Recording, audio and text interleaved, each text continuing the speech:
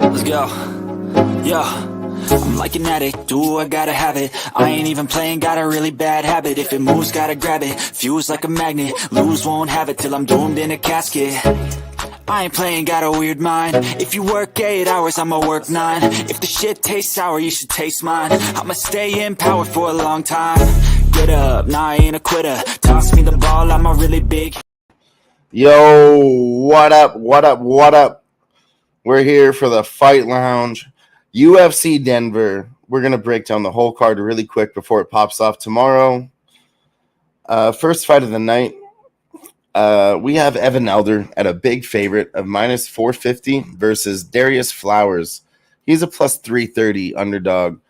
I really think this one could go the distance. Looking at numbers now, this just got added, so I don't actually have props yet. But I do believe this could be Evan Elder by decision. As this is, coming off a pay-per-view, lots of times we see these spots, and it's really not the best card. And I think that's what we have here. So ultimately, I'm going to pass on this first fight, betting-wise. But I think these are two wrestlers very good versus each other. Darius Flowers obviously might be lacking a little bit in the cardio department. But if he can play his game and start to wear on Evan Elder, and Evan Elder doesn't get his game going, I think there could be a little bit of value on an early underdog in the night plus 330. Again, I'm not going to sprinkle on that, but I do think there's a little value there. If I get some props before Saturday, I might take an over or over 2.5, depending on what numbers I look at. But other than that, no bet for me officially here on the Fight Lounge. We'll talk about the next fight up on the card. Second fight up of the night, we have Josh Fremd versus Andre Petrovsky. Josh Fremd is somebody who's decent at submissions, and Andre Petrovsky, we've seen him in grappling matches. He's been pretty much hungry to fight over and over again, just coming back again for more. Last loss was to Jacob Malkoun. He had that went shot for a takedown, got a knocked on the hip, and knocked himself out, actually. So I'm not sure who I want to back here. Again, I like Josh Fremd at the plus money price, but I'm not sure I can back him as a dog. It's going to be a nice live betting spot, I think, to see who really takes over and to see if Andre Petrovsky dealt with his gas tank, because I'm not sure that he has. And Josh Fremd, he's a serviceable fighter. So, I mean, plus money on Josh Fremd really does get my attention. And that's where I would lean towards, is Josh Fremd. Andre just really can't be trusted at this point. And we'll really see how this fight goes. If Andre starts to take over early in the first round, even early in the second, and we get a higher price on Josh Fremd, I might hit that live. So we'll be doing a little bit of a live stream on Who-Bangin here. So we'll send you the link if you want to get in on that. It's going to be a little private backstage thing so we can all watch the fights together. We'll shoot you the link. Let me know if you want to get in on that, and we'll hang out together and watch the fights on Who-Bangin Sports Talk here. But next up, we'll have the first fight of the night, which features the women. Luana Santos versus Maria Agapova. Agapova opened at a plus 310, and Luana Santos, she opened at a minus 225 favorite. Luana's all the way up, minus 375. She's all the way up to 400, and Luana's dropped 10 points for Maria plus 300. They're not going to give out any underdog money. I'm not sure that I see Luana finishing inside the distance. We have over 1.5 at minus 200, which is a parlayable piece. I don't mind that. Other than that, I'd honestly stay away from this card. I think there's plenty of spots where we can do better and stick to our guns. But if I had to make a pick, I would take the female underdog. But ultimately, I think stay away or parlay the over 1.5 at minus 200. Don't pick a side here. Plenty of other women's underdogs on the card. We'll get to those later. Montel Jackson versus Damone Blackshear. This is actually a decent fight. I'm excited about this one. It's going to be good wrestlers with decent cardio versus same level of striking, I believe. And I don't think anybody really has the advantage stats-wise. I don't think anyone's really going to take over in those departments. I mean, I'm not saying this one goes the distance, but I do see a lot of wrestling here. If either one of these guys gets it to the ground, I could see a ground and pound finish. Absolutely. I mean, Jackson's been on fire. 85% of the people on Tapology have him to win by decision, so we can fade that. And then on the other side, 70% by decision for Blackshear. But Blackshear is a guy who I think people have largely been discrediting at 14-6-1 versus a 13-2 Montel Jackson. I think this is going to be a really close fight. I would lean towards Montel Jackson, but like I said, I think it's another good live betting opportunity. It's still early on the card. It's the fourth fight on the prelims.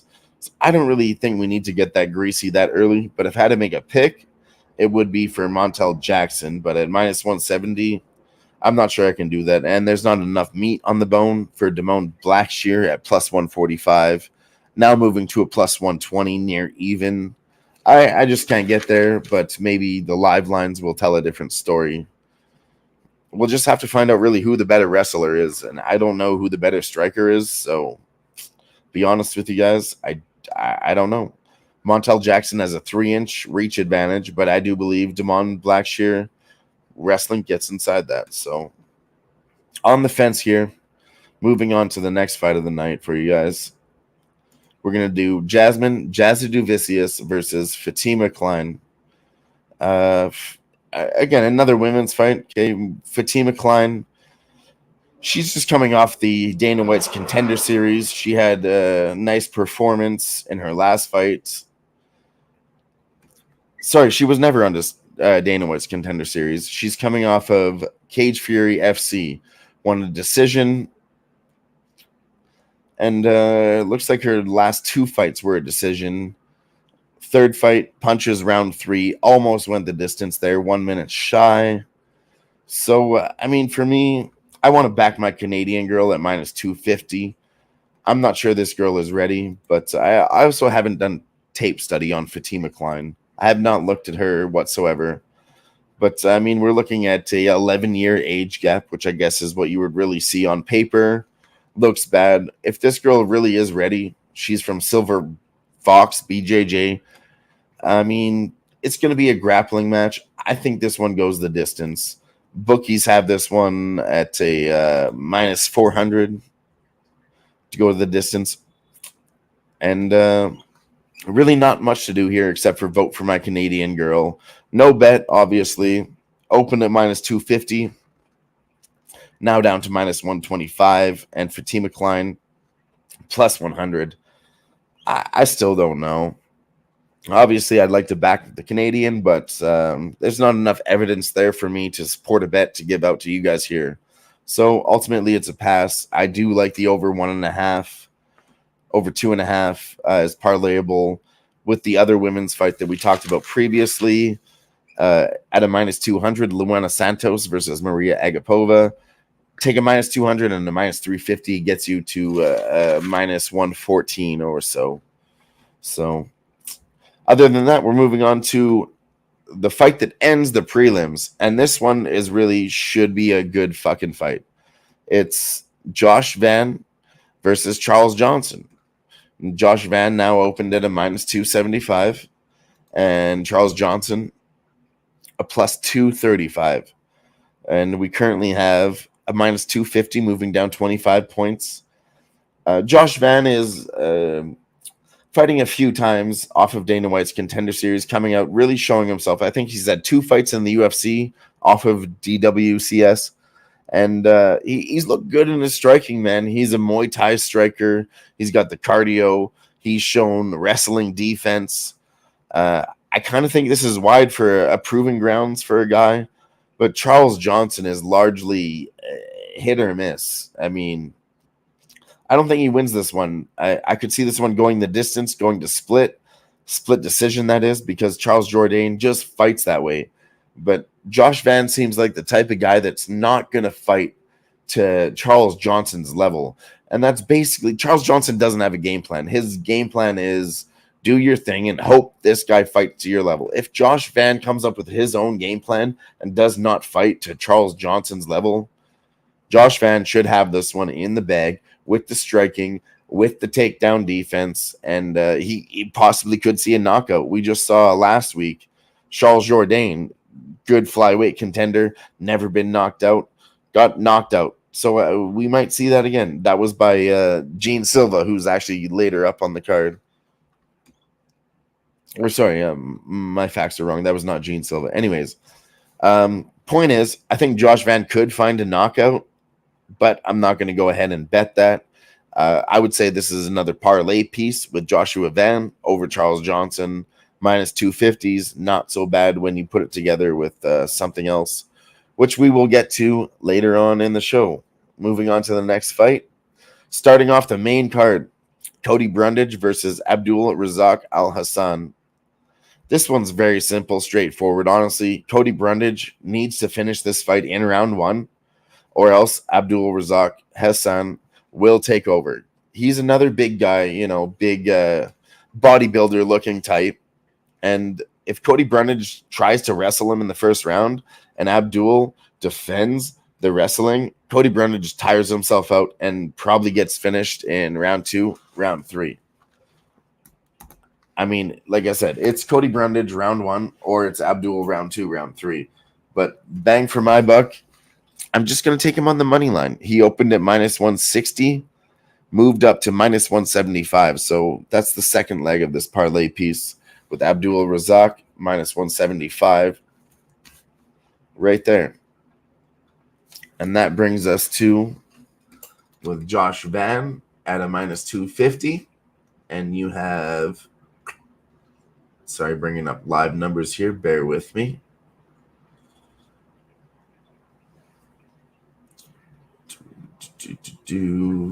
Josh Van and Abdul Razak Al Hassan, minus 250 and a minus 175 together, gets you to a plus 120 on the parlay. It's just a 2-leg parlay. I don't really mind that at all. 2 fighters, bang, bang, boom, should be easy money. Moving on to the second fight of the main card, we have Bonfim back again. Gabriel Bonfim, that is, versus Angelosa. He opened up at a minus 450, and Angelosa was a plus 350. Angelosa has moved down 90 points to plus 260. Bonfim can be had at the great price of minus 350. I'm not sure this is something I want to bet. We've seen this before on multiple different cards. Don't go putting minus 350 Bonfim, Ismail, or Gabriel Bonfim, either one of these motherfuckers in your parlay. This is a trap. We've seen it before. He's the 3rd highest favorite on the fucking card. Don't put Gabriel Bonfim in a parlay. That being said, I'm not betting Angelosa either. Not going to do it. He might be able to get it done. I would say this is another live spot. If Gabriel Bonfim comes out, looks good, and you really want to get greasy with it, get more than double of what they're offering on the opening line. If you can get a plus 700 on Angelosa, maybe sprinkle that, get a little bit crazy, but I don't endorse that. That's just the cap. I think Gabriel Bonfim wins, maybe by submission. That's really not Angelosa's area. That's basically it. Gabriel wins inside the distance or by decision. If Angelosa gets the upset, I do believe that it's going to be a knockout. We've seen his chin before, and maybe not the best. But that being said, it's a baseball bat, Louisville Slugger. He's going to have to hit the home run to get that done.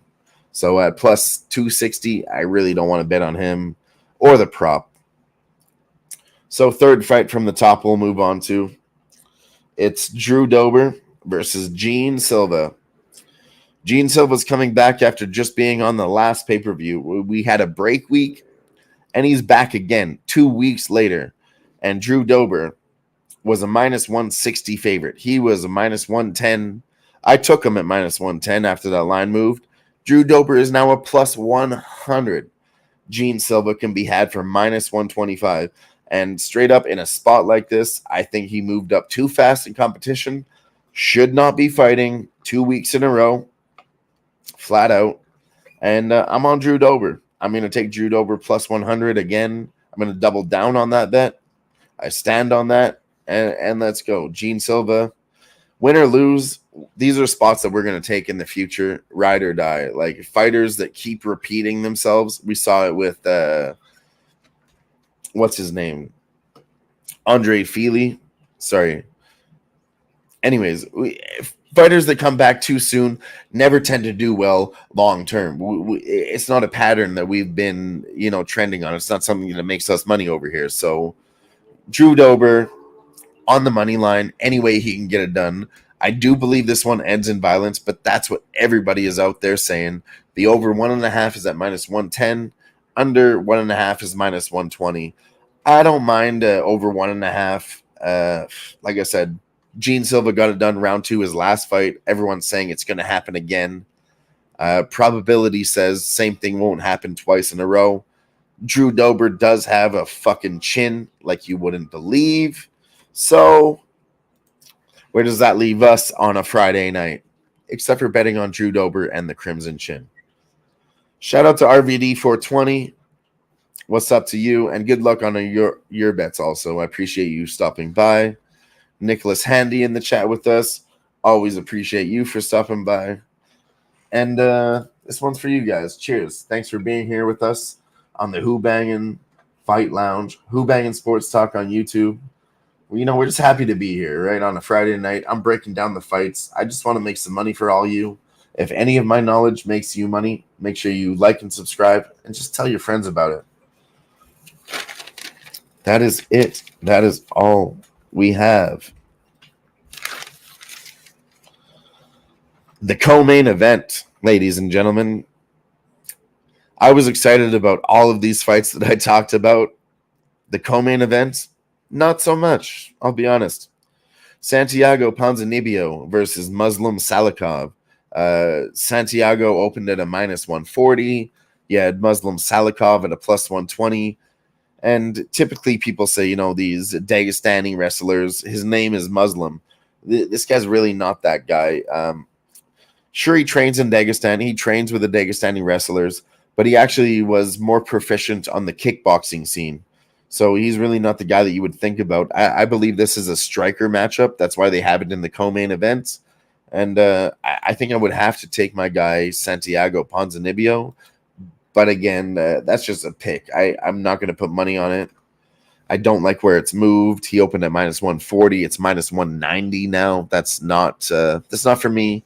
Even though I think he does win that fight, I think it's going to be a fight that probably goes the distance, to be honest with you. Muslim Salikov probably shoots for the takedowns when Ponzinibbio pieces him up with the striking.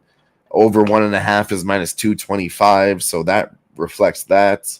Ponzinibbio on points is plus 200. I would take Muslim Salikov on points plus 400, just purely for value right there on a plus 400. But again, I'm going to try to keep my units tight on this shitty fucking card, so I'm not pressing on gambling for a plus 400. You know what I mean? Like I said, I like some of these other fights more than I did like the co-main, so this one's a pass for me ultimately. But I do think Ponzinibbio should be able to defend the takedowns and win the striking battles, and probably Santiago on points at plus 200 in the co-main event.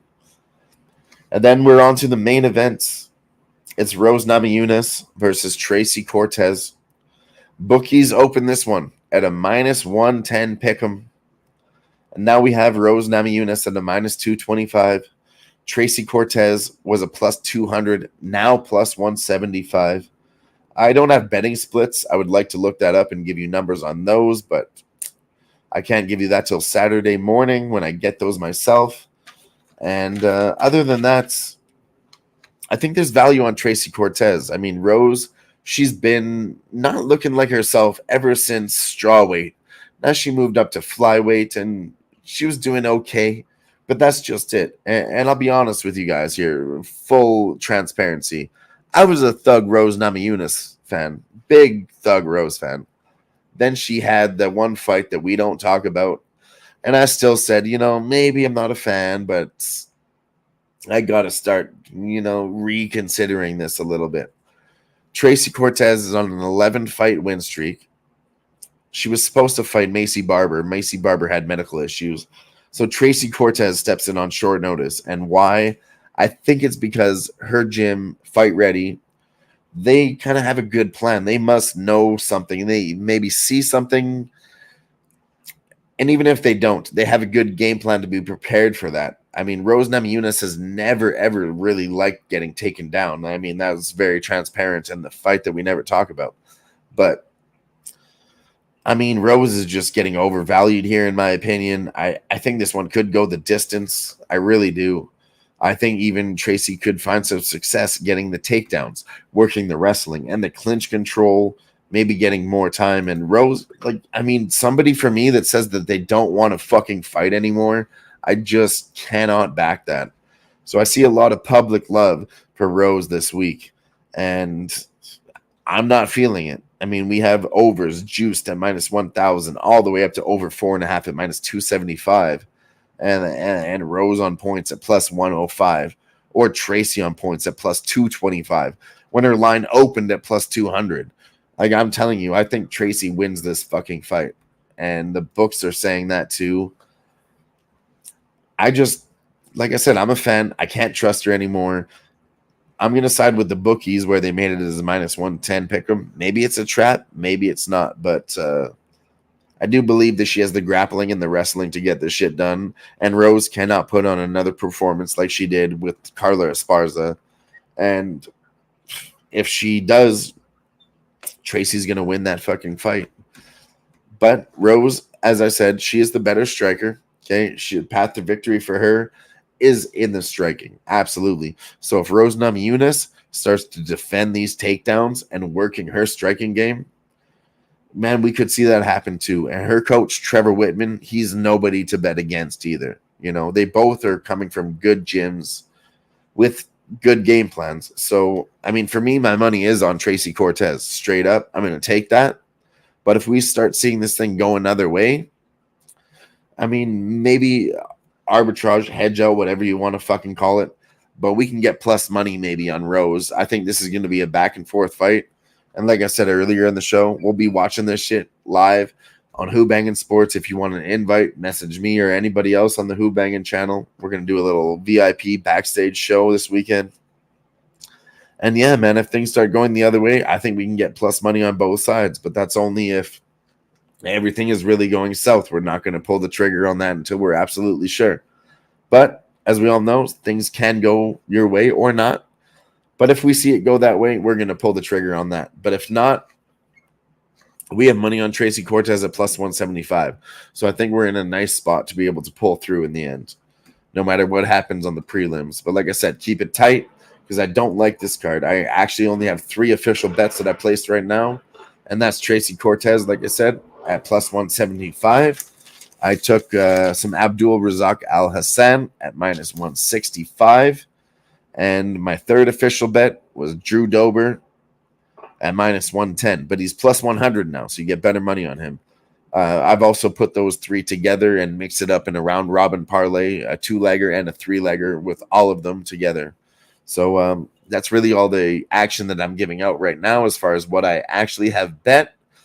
But if you tune into the show, we're going to give out a lot more bets before the fights start and during the fights. That's all I got for you guys tonight. Thank you for watching. Appreciate you all for being here. Like I said, tomorrow, follow me on Twitter at DialOnBets. I'll post a link to the backstage thing we're doing to watch the UFC event together, make some live bets together, and meet some of us. Really have a chance to talk to some of us and not do a stream. It's going to be really chill. We're not going to be talking to the people in the chat. We're just going to be talking to each other. So make sure you tune in. It's going to be a lot of fun. Make sure you come back right next week. We'll be here for the next 10 weeks breaking down UFC here. Who-Bangin Sports Talk, The Fight Lounge. This is UFC Denver. I'm Dylon. See you next week.